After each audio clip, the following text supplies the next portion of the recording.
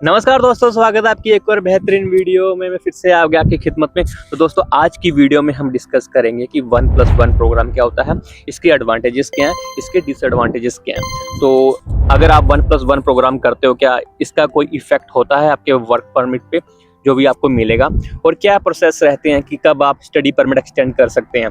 तो वीडियो में आगे बढ़ने से पहले मैं आपको बता दूं कि मोस्टली जो इंटरनेशनल स्टूडेंट होते हैं वो या तो 2 ईयर का डिप्लोमा लेके आते हैं, जो कि आपको इंडिया से ही 2 साल का एक कोर्स मिल जाएगा जो कि आप कंप्लीट करते हो, और उसके बाद आपको 3 साल का वर्क परमिट मिलता है। और जो दूसरा वे है वो है 1+1 प्रोग्राम, मतलब आप इंडिया से 1 साल का प्रोग्राम लेके आते हो और उसके बाद जो आप अगला कोर्स करते हो वो भी 1 ईयर का होता है। तो इसको बोलते हैं 1+1 प्रोग्राम। मतलब पहले आप इंडिया से 1 साल का कोर्स लेके आएंगे, उसके बाद आप अपनी 2 ईयर की स्टडी को कंप्लीट करने के लिए 1 साल का और कोर्स लेते हो। तब जब आप 2 साल का कोर्स कर लेते हो, फिर उसके बाद आप एलिजिबल हो जाते हो इसके लिए 3 साल का वर्क परमिट के लिए। तो सबसे पहले एक क्वेश्चन आता है माइंड में कि हम क्यों 1 साल का और कोर्स ले रहे हैं, जबकि हमारा 1 साल की स्टडी जो कनाडा में वो खत्म हो चुकी है। क्यों आप 1 साल का कोर्स और ले रहे हैं? उसका रीज़न ये है कि सिर्फ आप 1 साल का कोर्स करते हो यहाँ पे कनाडा में, सिर्फ 1 साल की स्टडी करते हो, तो सिर्फ आप 1 साल के वर्क परमिट के लिए एलिजिबल होते हो। सिर्फ आपको 1 साल का मिलेगा। बट जब आप 2 साल की स्टडी कंप्लीट कर लेते हो, चाहे तो आप 2 साल का डिप्लोमा लेके आ जाओ डायरेक्ट, या तो आप क्या कर सकते हो कि 1+1 प्रोग्राम ले सकते हो, मतलब 2 प्रोग्राम ले सकते हो 1-1 साल के। तो ये तो होगा आपका दूसरा वे, जिसकी वजह से आपको 3 साल का वर्क परमिट मिल जाएगा। तो चलो अब हम डिस्कस करते हैं 1+1 प्रोग्राम को डिटेल में। तो सपोज एक एग्जांपल लेते हैं कि एक स्टूडेंट था, उसको इंडिया से 1 साल का प्रोग्राम मिला था। प्रोग्राम मतलब 8 महीने का प्रोग्राम मिला था। यहाँ पे क्योंकि जो स्टडी होती है 1 साल का, वो 1 साल के प्रोग्राम में 2 सेमेस्टर होते हैं जो कि 8 महीने में खत्म हो जाते हैं। 4 महीने का एक सेमेस्टर होता है, तो 8 महीने में आपकी मतलब पूरा कोर्स कंप्लीट हो जाएगा। अब क्वेश्चन ये आता है कि आपको तो सेकेंड ईयर के प्रोग्राम में भी अप्लाई करना है, तो कब आप कर सकते हो? तो मेरी एडवाइस ये होगी, जो सबसे बेस्ट है वो ये है कि जैसे आपका फर्स्ट कोर्स का फर्स्ट सेमेस्टर का आपका रिजल्ट आता है, आपको जैसे ही ट्रांसक्रिप्ट मिलेगी, आप वैसे ही तुरंत डिफरेंट कोर्सेज में या डिफरेंट कॉलेज में जब जहाँ पे भी आपने अप्लाई करना है, आप वहाँ पे अप्लाई कर सकते हो एज सून एज पॉसिबल। तो आपको यहाँ पे अवेयर रहना है। अवेयर इसलिए रहना है क्योंकि बेशक आपको 1 साल का कोर्स मिला है, बेशक आप कनाडा में हो, बट जब आप नेक्स्ट ईयर के लिए अप्लाई करोगे, still you will be consider it as a international student. Same वैसे ही आप कंसिडर की जाओ, आपकी जो एप्लीकेशन है वैसे ही आप ऑफर लेटर के लिए अप्लाई करोगे डिफरेंट कॉलेजेस में। तो आपको पता है कि हर साल कितने बच्चे अप्लाई करते हैं, तो आपकी जो ऑफर लेटर के लिए एप्लीकेशन है सेम वैसे ही लॉन्च होगी, सेम वैसे ही अप्लाई होगी। जैसे ही आपको आपका फर्स्ट सेमेस्टर का आपके पास रिजल्ट आ गया, और जो फर्स्ट सेमेस्टर में जो टाइम होता है, आप अपने प्रोफेसर से बात कर सकते हो। इतने टाइम में 4 महीने में तो आपको काफ़ी पता चल गया होगा कि आपको किस कोर्स में अप्लाई करना है, कौन सा आपका नेक्स्ट कोर्स हो सकता है, किस कोर्स में आपको इंटरेस्ट है। तो मेरी एडवाइस ये होगी कि जैसे आपका फर्स्ट सेमेस्टर का रिजल्ट आएगा, उसकी ट्रांसक्रिप्ट मिलते ही आप अप्लाई कर सकते हो। अब मैं आपको एक बात बताऊं, जैसे कुछ कॉलेजेस में जो भी 1 ईयर के प्रोग्राम के स्टूडेंट होते हैं, उनके लिए वो सीट्स रिजर्व करके रखते हैं एडवांस में। तो उस टाइम पे आप क्या कर सकते हो, जैसे आपकी ट्रांसक्रिप्ट आई और आई बिलीव कि आपने कोर्स भी तब तक अपना सेलेक्ट कर लिया होगा कि कौन सा आप नेक्स्ट कोर्स करना चाहते हो, उस केस में आप क्या कर सकते हो, आप इंटरनेशनल स्टूडेंट एडवाइजर को अप्रोच कर सकते हो। तो उनको बोल सकते हो कि I want to have this course. अगर आप सेम उसी कॉलेज में करना चाहते हो, अगर आप उसी कॉलेज में अपनी सेकंड कोर्स परस्यू करना चाहते हो, तो आप इंटरनेशनल स्टूडेंट एडवाइजर को आप अप्रोच कर सकते हो। तो वो आपको इमीडिएटली ऑफर लेटर प्रोवाइड करने में हेल्प करेंगे। और डिले मत करना, जैसे मैंने आपको बताया कि आप स्टिल इंटरनेशनल स्टूडेंट हो, आपकी वैसे ही ऑफर लेटर के लिए आपको भी वेटिंग करनी पड़ सकती है। तो क्या कर सकते हो, या तो आपका कॉलेज अलग है, या तो आपने एक सपोज करो कि आपने किसी एक कोर्स में स्टडी पहले कंप्लीट की और आप चाहते हो कि मैं किसी दूसरी लोकेशन में जाऊं और वहां किसी दूसरे कॉलेज में अपना सेकंड ईयर का प्रोग्राम करूं। तो उस केस में क्या कर सकते हो आप, जैसे आप एडवांस में ही, जैसे मैंने बताया फर्स्ट सेमेस्टर आपके पास रिजल्ट आता है, तो आप अप्लाई कर सकते हो कॉलेजेस में। और या तो आप एजेंट को भी बता सकते हो, जाके वो कि इंडिया में है, तो आप डिफरेंट एजेंट को अप्रोच कर सकते हो ताकि वो आपकी हेल्प करें दूसरे कॉलेज की ऑफर लेटर लेने में। आप क्या करो कि 2-3 कॉलेजेस में ऑफर लेटर अप्लाई करो फॉर एक सेफ हैंड में रहने के लिए। तो मेरी एडवाइस ये होगी कि आप एटलीस्ट 2-3 कोर्सेज में या और उसके बाद 2-3 कॉलेजेस में आप ऑफर लेटर जरूर अप्लाई करना, ताकि आपको एटलीस्ट ऑफर लेटर रिसीव हो जाए आपको सेकंड कोर्स के लिए। ठीक है, तो ये मेरी पीस ऑफ एडवाइस होगी कि आप 2-3 कॉलेजेस और 2-3 कोर्सेज में जरूर अप्लाई करना ऑफर लेटर के लिए। अब डिस्कस करते हैं कि 1+1 प्रोग्राम करने के फायदे क्या होते हैं। तो एडवांटेज के बारे में थोड़ा डिस्कस कर लेते हैं। तो जैसे आपको पता है 1 ईयर का प्रोग्राम, तो जब 1 साल का प्रोग्राम लेके आते हो तो आप अपनी GIC, अपनी फीस सब कुछ पहले से पे करके आते हो। ठीक है, क्योंकि GIC भी आपको हैवी अमाउंट होती है, वो भी आपको भरनी पड़ती है। उसके बाद जो फुल ईयर की जो फीस होती है, मतलब 1 साल की कंप्लीट फीस होती है, चाहे वो 17,000 कैनेडियन डॉलर्स हो या 16,000 हो, तो डिपेंड करता है कोर्स पे, तो वो आपको एक ही टाइम पे पूरी फी पे करनी होती है। बट इस केस में जब आप अपना सेकंड कोर्स लेते हो, उस केस में आपको सेमेस्टर वाइज सेमेस्टर फीस पे करनी होती है। कैसे? Semester wise semester. तो आपको पता है कि 2 सेमेस्टर होंगे, तो आप पहले सेमेस्टर की फीस पे करोगे, उसके बाद आपको टाइम दिया जाएगा, फिर आप सेकंड सेमेस्टर की फीस पे करोगे, आपके ऊपर बर्डन नहीं होगा। और सेकंड कोर्स में आपको कोई GIC भी सबमिट नहीं करनी पड़ती, जो प्रोग्राम की फीस जो होती है सिर्फ आपको वही पे करनी होती है। अब एक जो इम्पोर्टेंट बात जो कि मैं अभी करने वाला हूँ कि 1+1 प्रोग्राम में क्या आप 4 महीने का बीच में एक ड्रॉप ले सकते हो, मतलब 4 महीने का आप स्टडी गैप ले सकते हो? तो इसका आंसर है हाँ। जैसे कि आपका 1 साल का प्रोग्राम था, सपोज करो आपका प्रोग्राम शुरू हुआ सितंबर में, जो कि चला अप्रैल तक, क्योंकि 2 सेमेस्टर होते हैं, मैंने आपको बताया। और आपके पास 2 वे हैं, या तो आप अपना सेकंड कोर्स मई में शुरू कर सकते हो, अगर आप फाइनेंशियली स्ट्रांग हो घर से, अगर आपको पता है कि आप अपनी फीस घर से मंगवा के पे कर सकते हो, तो आप अपनी स्टडी जल्दी से कंप्लीट करने के लिए अपना जो नेक्स्ट कोर्स है, जो 1 ईयर का नेक्स्ट कोर्स है, वो आप मई से शुरू कर सकते हो। ठीक है, अगर आपको लगता है कि यू नीड टाइम और आप फाइनेंशियली इतने स्ट्रांग नहीं हो, तो आप क्या कर सकते हो, जैसे ही आपका जैसे सपोज करो सितंबर में शुरू हुआ कोर्स और अप्रैल में खत्म हुआ, तो आप क्या कर सकते हो, 4 महीने का एक ड्रॉप ले सकते हो और अपनी जो सेकंड जो स्टडी है वो आप सितंबर में शुरू कर सकते हो। जो उस 4 महीने की स्टडी है उस पे आप फुल टाइम काम कर सकते हो सिन पे, और जब आप फुल टाइम काम करते हो सिन पे तो you can earn as much as money you can. ठीक है, तो आप जितना मर्जी हार्ड वर्क करो और फुल टाइम काम कर सकते हो। तो वो जैसे मेरी बात हुई थी स्टूडेंट इंटरनेशनल स्टूडेंट एडवाइजर से, तो उन्होंने मुझे बोला था कि you can do more than 40 hours but try to keep less than 60 hours.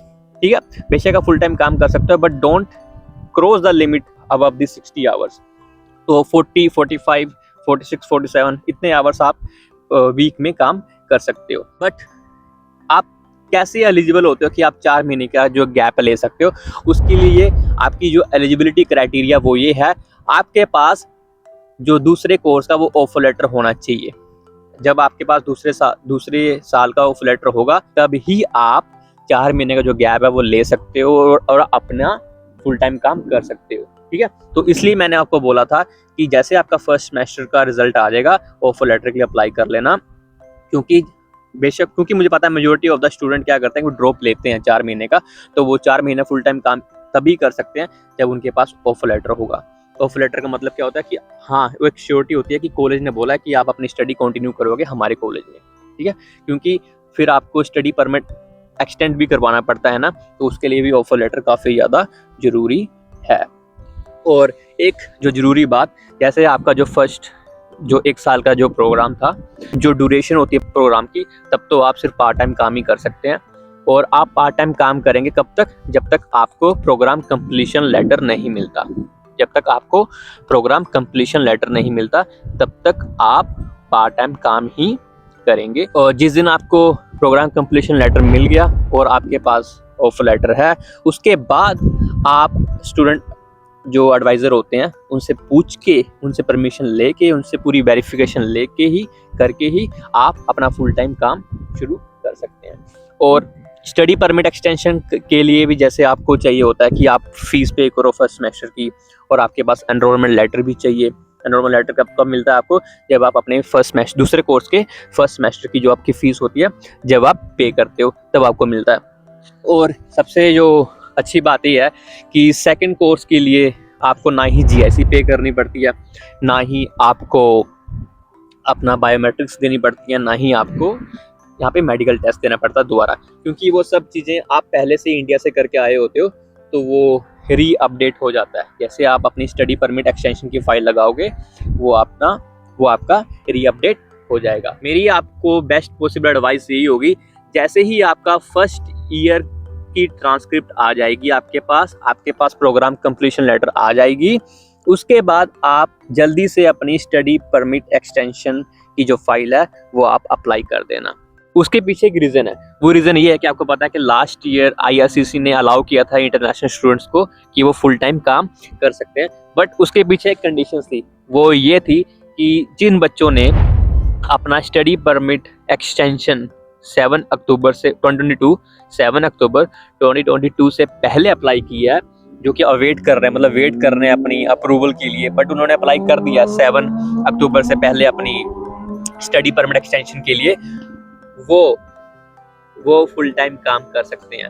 और कुछ बच्चों ने यहाँ पे गलती की थी, वो ये की थी कि उन्होंने स्टडी परमिट जल्दी से अपना अप्लाई नहीं किया था। उन्होंने सोचा था कि हाँ कि लास्ट में जाके अप्लाई कर देंगे, क्योंकि उनके पास अभी वैलिड स्टडी परमिट है, तो वो सोच रहे थे कि हाँ 30 डे जब भी वो एक्सपायर होगा उसके 30 डे पहले हम अप्लाई कर देंगे। बट उन्होंने उस केस में क्या किया था, ये अपॉर्चुनिटी मिस कर दी थी कि फुल टाइम काम करने की जो लग्जरी है वो उन्होंने मिस कर दी थी। तो मेरी एडवाइस मैं बार बार रिपीट कर रहा हूँ, वो यही है कि जैसे ही आपके पास सारे डॉक्यूमेंट आ गए उसके बाद आप अप्लाई कर देना एक्सटेंशन के लिए, किसी चीज़ का वेट मत करना। चलो अब कुछ और एडवांटेजेस के बारे में बात करते हैं। तो दूसरी एडवांटेज ये है कि जब 1+1 प्रोग्राम में क्या होता है कि आप डिफरेंट फील्ड ऑफ स्टडी आप पढ़ सकते हो। फॉर एग्जांपल जो आपका फर्स्ट कोर्स है वो तो आपका रेलिवेंट होना चाहिए, जो कि आपकी प्रीवियस स्टडी है, जो कि इंडिया में वो तो उसके रेलिवेंट होगा, तभी आपका वीज़ा अप्रूव्ड होगा। बट जब आप कनाडा में आ जाओगे उसके बाद जो आपने सेकंड कोर्स चूज़ करना है, वो आप कोई भी कोर्स चूज़ कर सकते हो जो कि आपको लगता है कि हाँ ये कोर्स ट्रेंडिंग में है, अगर मैं ये कोर्स करता हूँ तो मुझे इसके बेनिफिट होंगे। तो इसमें आपको एक लग्जरी मिल जाती है कि आप कोई भी दूसरा कोर्स पढ़ सकते हो, चाहे वो सप्लाई चेन हो गया, चाहे वो प्रोजेक्ट मैनेजमेंट हो गया, चाहे वो HRM हो गया। तो आप कोई भी कोर्स कर सकते हो जो कि आपको लगता है कि हाँ इसका स्कोप ज़्यादा है। तो ये एक अनदर एडवांटेज हो जाता है कि जब हम 1+1 प्रोग्राम करते हैं। और जो तीसरा एडवांटेज है वो ये है कि आप जैसे किसी सिटी में किसी कॉलेज में आए, आपको लगता है कि हाँ यहाँ पे मुझे अब नेक्स्ट कोर्स नहीं करना, तो आप नेक्स्ट जो आपका सेकंड कोर्स है उसके लिए आप किसी भी प्रोविंस में जा सकते हो, किसी भी दूसरे कॉलेज में अप्लाई कर सकते हो अपना जो सेकंड कोर्स है वो। तो ये भी आपको एडिशनल लग्जरी मिल जाती है, आपको 2 कॉलेज का एक डिफरेंट एक्सपोजर मिलता है। और जो सबसे अच्छा एडवांटेज वो यही है कि आप 4 महीने का जो गैप है वो ले सकते हो, जिसकी वजह से क्या होता है कि आपका जो सेकंड कोर्स है उसकी फीस आप पे कर सकते हो। और जो सेकंड कोर्स की जो फीस है वो आपको सेमेस्टर वाइज सेमेस्टर देनी पड़ती है, वो आपको एक ही बार में आपके ऊपर बर्डन नहीं आता कि आपको एक ही बार में 15,000 कैनेडियन डॉलर्स या 16 या 17,000 कैनेडियन डॉलर्स देने होंगे, नहीं, वो आपको semester wise semester, for example चाहे वो आपको 8,000 या 9,000 जो भी आपकी फर्स्ट सेमेस्टर की फीस बनती है वो आप सेमेस्टर वाइज सेमेस्टर पे करते हो अपने सेकंड कोर्स में, ना ही आपको GSE की जरूरत होती देने की। कुछ एडवांटेजेस ये भी हैं 1+1 प्रोग्राम के कि आपको ना ही वीज़ा आपको चाहिए दूसरे कोर्स के लिए, ना ही आपको स्टडी परमिट चाहिए न्यू, नहीं, बस आपको एक्सटेंशन करवानी होती है। आपका जो प्रीवियस स्टडी परमिट होता है आपको सिर्फ उसकी एक्सटेंशन करवानी होती है, ना ही आपको कोई न्यू वीज़ा चाहिए होता है। ठीक है, तो चलो अब हम थोड़ा डिस्कस कर लेते हैं डिसएडवांटेजेस के बारे में। जैसे कि मैंने आपको बताया कि इंडिया से तो आप 1 साल का कोर्स लेके आते हो, बट जो सेकेंड ईयर का कोर्स है जो आपको चाहिए उसके लिए आपकी जो प्रोसेस है वो सेम ही रहेगी। मतलब आपको अगेन ऑफर लेटर के लिए अप्लाई करना है, और आपको पता है कि इंडिया में कितने बच्चे हैं जो कि हर साल हर इंटेक्स में ऑफर लेटर अप्लाई करते हैं, तो कई बच्चों को ऑफर लेटर नहीं मिलता। तो सेम आपको भी वही स्ट्रेस, वही फियर फैक्टर आपको फेस करना पड़ जाएगा। तो ये एक काफ़ी मतलब डिसएडवांटेज है कि हमें मतलब स्ट्रेस होता है कि हमें कोर्स मिलेगा या नहीं मिलेगा, किस कॉलेज में मिलेगा, जो कोर्स हम लेना चाहते हैं क्या हमें वो सेम कोर्स मिलेगा। समटाइम्स क्या होता है कि हम जो कोर्स पसंद करते हैं हमें वो नहीं मिलता 1+1 प्रोग्राम में, और ये कुछ डिसएडवांटेज होते हैं। और सपोज करो कि आपको सेम कॉलेज में, जिस कॉलेज में आपका फर्स्ट कोर्स कंप्लीट हुआ है और उस कॉलेज में जो आप कोर्स करना चाहते हो वो आपका कोर्स नहीं है, आपको मूव करना पड़ता है कोई दूसरे प्रोविंस में या किसी दूसरी सिटी में उस कोर्स को करने के लिए। तो वहाँ पे क्या होता है कि आपकी जो मूविंग कॉस्ट है वो बढ़ जाती है, और आपको दोबारा से जॉब ढूंढनी पड़ती है। तो ये सारे फैक्टर होते हैं, ये डिसएडवांटेज हैं वो जो मतलब आपको पेन देंगे, जो आपके लिए एक फियर फैक्टर रहेंगे। बट ओवरऑल अगर मैं बात करूं, OnePlus One की जो एडवांटेजेस हैं वो काफ़ी ज़्यादा हैं, क्योंकि इसमें कोई वर्क परमिट पे इफेक्ट नहीं पड़ता, क्योंकि आपको पता है कि OnePlus One प्रोग्राम आप करोगे, आप अच्छे से कर रहे हो, रूल्स एंड रेगुलेशंस फॉलो कर रहे हो, अपने कॉलेज के कॉन्टैक्ट में हो, जो भी आप कोई भी लॉ का वायोलेशन नहीं कर रहे, तो आपको डेफिनेटली 3 ईयर का आपको वर्क परमिट मिलेगा। ठीक है दोस्तों, इस वीडियो को यहीं पे ख़त्म करते हैं। आई होप आपको OnePlus One का जो कंप्लीट सिनेरियो है वो आपको समझ आ गया होगा। अगर आपके पास कोई भी डाउट होंगे तो आप कमेंट सेक्शन में आप लिख देना, या तो आप मुझे इंस्टाग्राम पे फॉलो कर सकते हो, इंस्टाग्राम पे फॉलो करके आप मुझे वहाँ पे डीएम कर लेना, जो भी आपके डाउट होंगे। I will try to solve your queries, और जो भी मेरा पर्सनल एक्सपीरियंस रहा OnePlus One प्रोग्राम का, उसके बेसिस पे, और जो भी मेरे कॉन्टैक्ट्स रहे हैं, जो भी मेरे सीनियर्स हैं, जो भी मेरे इंटरनेशनल स्टूडेंट एडवाइजर्स जो के साथ जो कॉन्टैक्ट्स हैं, तो उनकी हेल्प की वजह से मैं आपकी जो भी क्यूरीज होगी OnePlus One प्रोग्राम की, वो मैं आपकी पूरी सॉल्व करने की कोशिश करूँगा। तो ठीक है गाइस, कीप सपोर्टिंग अस, और मिलते हैं आपको नेक्स्ट वीडियो में।